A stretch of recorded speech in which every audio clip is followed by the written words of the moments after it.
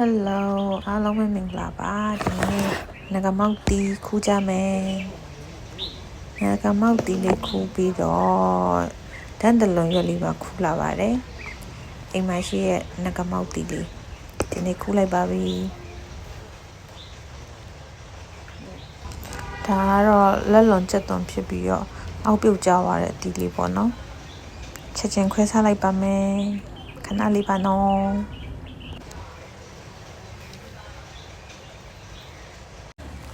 လုံးကြံပါသေးတယ်အပင်ပေါ်မှာတော့အတီးကင်းလေးနဲ့နောက်ထပ်တစ်လုံးကြံသေးတယ်အဲနောက်ရက်မှခူးမယ်ခူးဟာတော့ခူးလာပြီပါပြီဒါကတော့ဇောင်းရတီးပင်မှာပြုတ်ခဲညာပဲအပင်ကကျမကတော့ခွဲစားလိုက်ပါပြီရမ်းကောင်းပါတယ်ရမ်းချိုးပါတယ်ရမ်းလက်ဆက်ပါတယ်ဗီဒီယိုလေးကိုဆုံးထိကြည့်ပေးလို့ကျေးဇူးပါ